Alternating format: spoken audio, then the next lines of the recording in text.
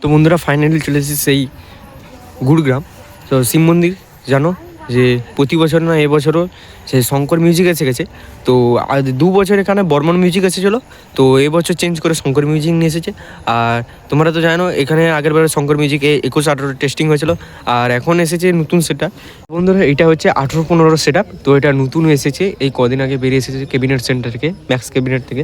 আর চলো এখানে testing video আসবে, তোমাদের দেখাচ্ছি।